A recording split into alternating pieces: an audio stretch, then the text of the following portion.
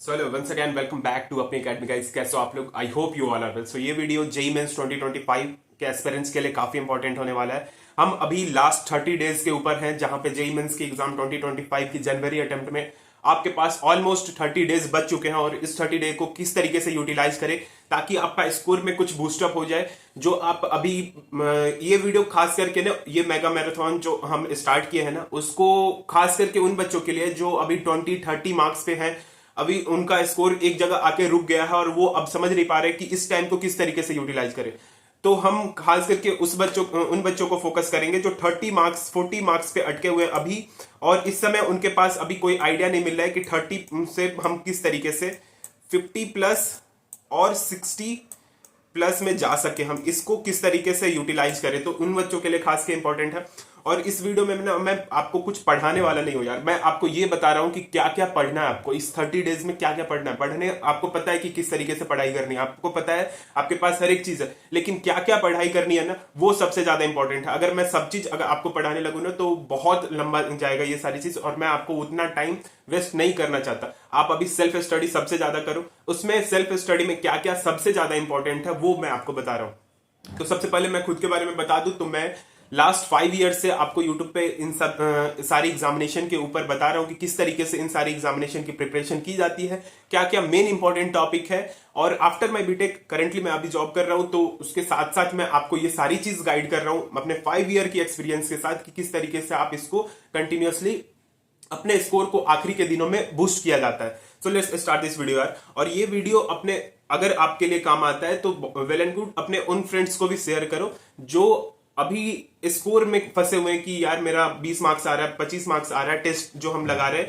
या उनका कॉन्फिडेंस काफी लो हो गया, उनके लिए काफी हेल्पफुल होने वाला है। मैं जितना बता रहा हूं उतना अगर आप फॉलो कर लेते हो, मैं डेफिनेटली बोल रहा हूं आपका स्कोर अच्छा आने वाला है। और मेरा जो टारगेट है ना, मैं आपको टारगेट 180 का दे रहा हूं कि ये पूरा मैराथन कंप्लीट होने के बाद ना आपका 180 प्लस स्कोर रहेगा अगर आप इसको फॉलो करते हो तो। मेरा टारगेट यही है। मैं 300 नहीं लेके जा रहा हूं, मैं 250 भी नहीं लेके जा रहा हूं, मैं 180 का लेके जा रहा हूं, एक डिसेंट स्कोर जहां पे आपको एक एनआईटी मिल सकती है। जहां आप अभी 60-70 स्कोर कर रहे हो, मैं इसको लेके जाना चाह रहा हूं आपके लिए 180 प्लस। सो लेट्स स्टार्ट यार। उससे पहले हम सबसे पहले जाते हैं फिजिक्स के सेक्शन में। फिजिक्स में कौन कौन से टॉपिक इंपॉर्टेंट है, मैं यहां देखो टॉपिक वाइज बता रहा हूं आपको कौन कौन से टॉपिक अभी से पढ़ना है आपको। और बहुत सारी चीजों के ऊपर नहीं जाना, मैं छोटे छोटे चैप्टर्स उठा रहा हूं। ये पहला वीक जो डिजाइन किया मैंने, फर्स्ट वीक इसी तरीके से डिजाइन है कि हम कुछ मोस्ट इंपॉर्टेंट चैप्टर्स को भी पढ़ रहे होंगे और कुछ लेस इंपॉर्टेंट जहां से एक क्वेश्चंस आते हैं तो उसको सबसे पहले, और वो इजी चैप्टर है तो उसको सबसे पहले सिक्योर करेंगे। तो सबसे पहले हमारा जो नंबर आता है ना, वर्क एनर्जी एंड पावर का एक क्वेश्चन हर साल इसमें आता है। 19 में 2019 2020 से ये ट्रेंड है कि ये 2024 में भी एक क्वेश्चन आता ही आता है। 1 मार्क एक क्वेश्चन 4 मार्क कैरी करता है। और सबसे ज्यादा कहां से क्वेश्चन पूछी जाती है वो भी बता रहा हूं मैं। लास्ट 2019 से 2024 तक के पेपर को एनालाइज करने के बाद मैंने निकाला है कि कहां से ये क्वेश्चंस आते हैं, आपको मोस्ट ऑफ द क्वेश्चन कहां से पूछे जाते हैं उसके बारे में। तो देखो यार, सबसे पहले work done by variable forces, ठीक है, इसके ऊपर क्वेश्चन आता है। Conservative and non conservative force, इसमें भी नॉन कंजर्वेटिव फोर्स से क्वेश्चंस देखने को मिलते हैं, ठीक है, कंजर्वेटिव से नहीं लेकिन नॉन कंजर्वेटिव से मिलते हैं। फिर पावर से सिंपल फॉर्मूला बेस्ड क्वेश्चन रहता है। खास करके इससे अभी तक मैं बात करूं ना तो आखिरी बार 2021 में एक क्वेश्चन पूछा गया था पावर से, बाकी इसको मिक्स्ड कॉन्सेप्ट में ही डालते हैं, ठीक है। उसके बाद काइनेटिक एनर्जी से क्वेश्चंस आते हैं और लीनियर मोमेंटम रिलेशनशिप, इससे क्वेश्चंस जनरली अभी तक नहीं दिखे हैं। एडवांस में इससे मिक्स कॉन्सेप्ट पे क्वेश्चन है, लेकिन आपके पास काइनेटिक एनर्जी के ऊपर क्वेश्चंस देखने को मिलेगा। साथ के साथ पोटेंशियल एनर्जी ऑफ स्प्रिंग, यहां से क्वेश्चन पूछे जाते हैं, इसलिए मैंने इसको हाईलाइट किया है। यहां से आपके पास क्वेश्चंस आएंगे। और इसका ट्रेंड मैं बता दूं तो 2019 में भी इसका क्वेश्चंस था, उसके बाद 2020 में भी था, 2022 में, 2024 में। इस देख सकते हो कि इस यहां से वेटेज कितना ज्यादा रहता है। मतलब आपके पास मैं लास्ट 5 ईयर 6 ईयर में ना 4 साल तो ये क्वेश्चन यहाँ इस टॉपिक से पूछी जा चुकी है, तो इसलिए ये आपके लिए एक इंपॉर्टेंट है। कंजर्वेशन ऑफ मैकेनिकल एनर्जी, ठीक है, तो वहां पे यहां से आपके पास ज्यादा क्वेश्चन नहीं दिखते हैं। उसके बाद collision and their type, collision के ऊपर क्वेश्चंस जनरली आपके पास एडवांस में मिलते हैं या मिक्स कॉन्सेप्ट में मिल जाते हैं। तो अभी आप सबसे पहले फोकस करो इन टोटल 7 टॉपिक्स पे, आपके 4 नंबर सिक्योर हो जाएंगे। और इसको मैं क्लियर करने का भी तरीका बता रहा हूं यार। सबसे पहले ना आप जो भी इंस्टीट्यूट में होगे या जहां भी होगे आपके पास नोट्स होंगे। नहीं है फॉर्मूला बुकलेट मैं प्रोवाइड करने वाला हूं, जल्द ही आपको एक टेलीग्राम ग्रुप मिल जाएगी, उसमें हम हैंड रिटन नोट्स मैं आपको प्रोवाइड करूंगा, जहां से आपको कौन कौन से फॉर्मूला पे क्वेश्चंस लगाने हैं ना, वो सारी चीजें ध्यान में रखनी है। और कुछ ऐसा नहीं कि अभी से पूरा वीडियो लेक्चर देखना शुरू करें, अभी आपके पास उतना टाइम भी नहीं है कि आप पूरा वीडियो लेक्चर देखो। फिजिक्स का सेक्शन कंप्लीट हो गया। फिजिक्स में पहला हम 4 नंबर यहां से कैरी कर रहे हैं, उसके बाद हम आ रहे हैं ग्रेविटेशन पे। फिजिक्स में आपको अगर आज के दिन मैं बता रहा हूं 18 ऑफ दिसंबर को आपको 2 चैप्टर कंप्लीट करने होंगे।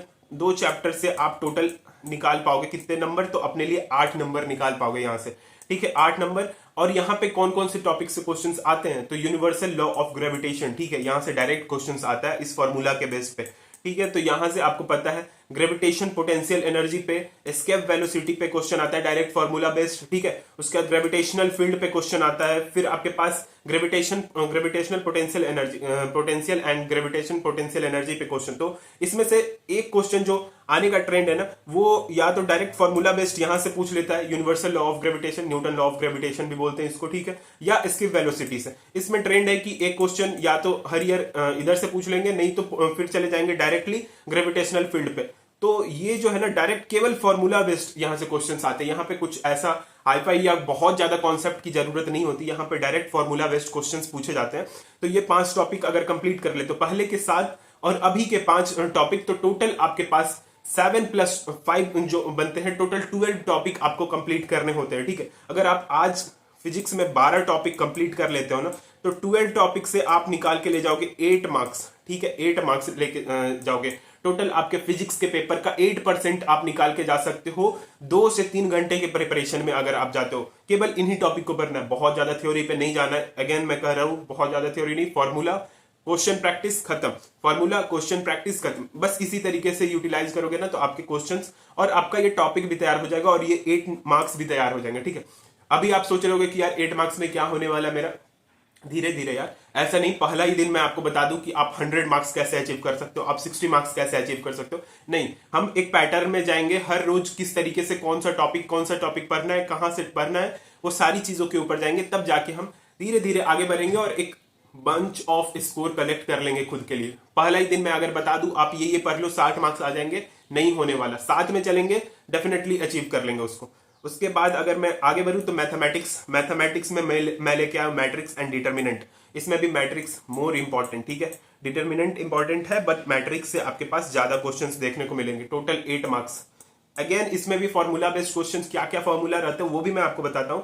मैट्रिक्स, जनरल मैट्रिक्स, ठीक है, उसके बाद पहले तो मैट्रिक्स पहचानना आना चाहिए, आई होप वो सारी चीज आप जाने होंगे, आपको वो सारी चीज पता होगी। उसके बाद मैट्रिक एडिशन किस तरीके होता है, स्क्वायर मैट्रिक्स क्या होता है, मैट्रिक ऑपरेशन, इसमें खास करके एडिशन ऑफ मैट्रिक्स और subtraction of matrix, multiplication of matrix मैं अलग रखा हूं क्योंकि यहां से क्वेश्चंस पूछ लिए जाते हैं, आपको यहां से 1 नंबर का क्वेश्चन दिख जाता है, ठीक है, तो ये इसलिए इसको साथ में रखा हूं। फिर एलिमेंट्री ऑपरेशन ऑफ मैट्रिक्स, जहां पे रो को आप स्वाइप कर रहे होगे, एडिशन एंड मल्टीप्लीकेशन ऑफ 1 रो, आपको पता होगा ये सारी चीज, यहां से क्वेश्चंस आते हैं। देखो ये हाईलाइट किया हुआ इसलिए है कि ये जरूर पढ़ना, अगर हाईलाइट किया है तो उसको जरूर पढ़ लेना, आपको वहां से क्वेश्चंस देखने को मिलेंगे आपके पास। फिर प्रॉपर्टीज ऑफ डिटर्मिनेंट, टोटल 10 जो प्रॉपर्टी है उसको आपको पता रहना चाहिए। प्रॉपर्टीज से क्वेश्चन डिटर्मिनेंट में डायरेक्ट आ जाते हैं, जो कि एक क्वेश्चन वहां से आता है जो आपका कैरी कर रहा होता है 4 मार्क्स।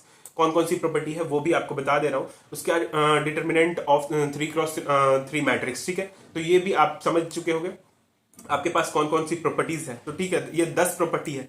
ये अगर आप प्रॉपर्टी आप पहले भी देख रहे होगे, इसका स्क्रीनशॉट लेके रख लो, याद कर लो, कहीं पे नोट डाउन कर लो, जहां पे आप रिवाइज कंटिन्यूअसली कर सकते हो उसको करके अपने पास जरूर रखो, तभी जाकर के ना इन 10 प्रॉपर्टीज में भी ना आपको देख लो तो कौन सा, ये ट्रांसपोज वाले क्वेश्चंस डेफिनेटली मिल जाते हैं आपको ट्रांसपोज से, ठीक है। यहां से अगर क्वेश्चन पूछता है तो डेफिनेटली, और ये ना आपके पास समटाइम 2 क्वेश्चन भी आते हैं, समटाइम 3 क्वेश्चन भी आते हैं मैट्रिक्स डिटर्मिनेंट से। अगर उसका मन किया डिटर्मिनेंट से 2 क्वेश्चन डाल देता है और साथ के साथ 1 क्वेश्चन मैट्रिक्स से, तो 3 क्वेश्चन आ गया, 12 मार्क्स आपके पास यहाँ पे मिल जाते हैं। और मैं बोलूं तो कम से कम हर ईयर में एवरेज लेके चला हूं 2 क्वेश्चन आ रहा है, नहीं तो आपके पास 2019 से 2024 तक के पेपर देखोगे ना, हर ईयर शिफ्ट वाइज भी अगर चेंज करते हैं तो 2 क्वेश्चन 3 क्वेश्चन तो डेफिनेटली मिलता है। तो मैं एवरेज 2 लेके चल रहा हूं, 3 क्वेश्चन आप मान के चलो कि यहाँ से एक क्वेश्चन प्रॉपर्टीज से, ये 10 प्रॉपर्टी है ना, यहाँ से क्वेश्चन आएंगे और आपको प्रॉपर्टीज नहीं मालूम होगा, क्वेश्चन नहीं बनने वाले।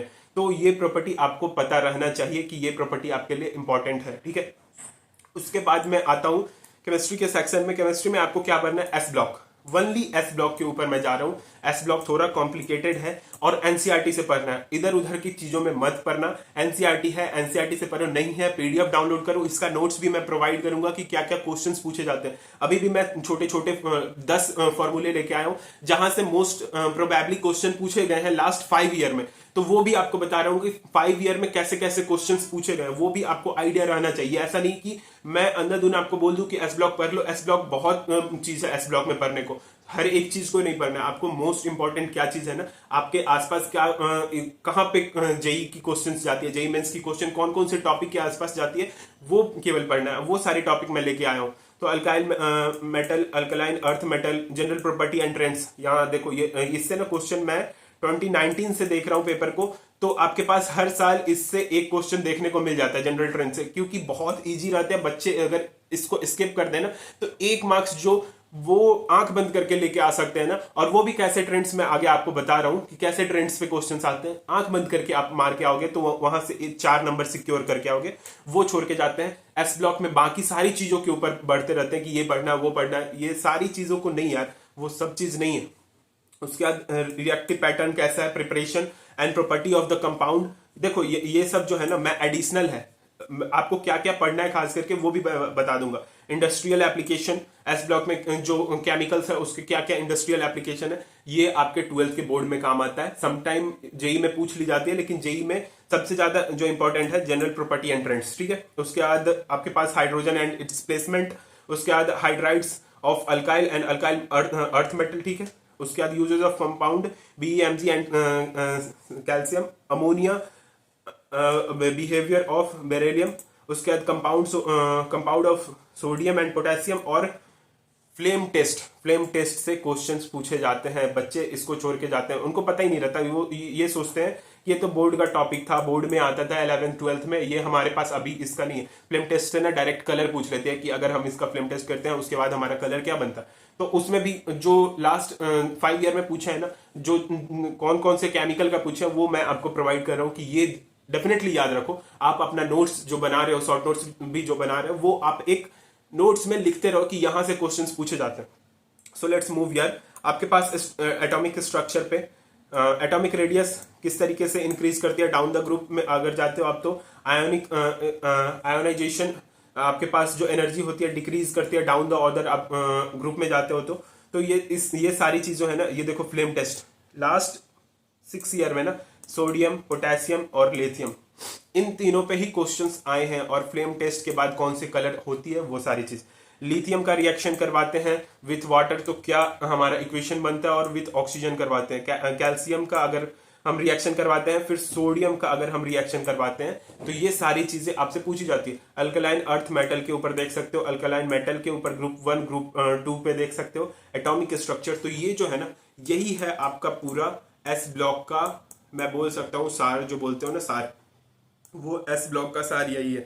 यहीं से आपके पास 2 क्वेश्चन देखने को मिलते हैं, जिसमें से एक क्वेश्चन यहां से फिक्स रहता है यार, एक क्वेश्चन तो यहां से पूछ ही लेते हैं वो, ठीक है। और समटाइम ये जो आपके पास रिएक्शंस है ना, यहाँ ये 3 रिएक्शन, इनमें से भी आपके पास जो क्वेश्चन है वो 2 क्वेश्चन जो बनने वाले होते हैं ये यहां से बन जाते हैं, ठीक है। तो अगर ये केमिकल रिएक्शन ही नहीं पता होगा किस तरीके से रिएक्ट करता है, कैल्शियम अगर H2O के साथ रिएक्ट करेगा वाटर के साथ तो क्या फॉर्म करेगा, H2 बाहर रिलीज हो जाएगा गैस के फॉर्म में, तो क्या हमारे पास बचेगा, तो वो सारी चीज आपको नहीं पता होगी, एग्जाम में क्वेश्चंस नहीं बनने वाले इससे। तो इसलिए मैं बोल रहा हूं कि जो चीजें आपके लिए इंपॉर्टेंट है ना, वही चीज आपको प्रोवाइड की जाएगी। इसके अलावा फालतू की चीजों के ऊपर मैं टाइम पास नहीं कर रहा हूँ। आपको जो इंपॉर्टेंट टॉपिक है, जो आपके पास एग्जाम में लास्ट 5 ईयर में 6 ईयर में पूछे गए हैं, 2019 से मैं एनालिसिस करके बता रहा हूँ 2019 से क्या क्या पूछे गए, उसके ऊपर जो मोस्ट प्रायोरिटी है। और आखिरी में यार थैंक यू गाइस, अगर आप अभी तक बने हुए हो तो, और आपको ये वीडियो पसंद आई हो तो अपने फ्रेंड्स को शेयर करो जिनको सबसे ज्यादा रिक्वायरमेंट है। और साथ के साथ कंटिन्यूसली हम अगर इसमें बने रहते हैं तो आपका, मैं जैसे पहले भी बताया, 180 का हमारा टारगेट है। इस पूरे सीरीज में आपको मैं 180 प्लस के ऊपर ले जाना चाहता हूं। उसके अलावा आप बस इस वीडियो को फॉलो करो, सीरीज को फॉलो करो, आपके रिजल्ट अच्छे आएंगे। All the best guys, continuously पढ़ाई करते रहो। जो भी डाउट्स होता है आप हमारे चैट बॉक्स में पूछ सकते हो, और नोट्स के ऊपर मैं जल्दी आपको नोट्स प्रोवाइड स्टार्ट कर दूंगा। टेलीग्राम ग्रुप बन जाएगी या व्हाट्सएप की ग्रुप बन जाएगी, वहां पे आपको सारी चीजें मिलना स्टार्ट हो जाएगी। तो जल्दी मिलते हैं नेक्स्ट वीडियो में यार, तब तक के लिए bye bye guys, take care, जय हिंद।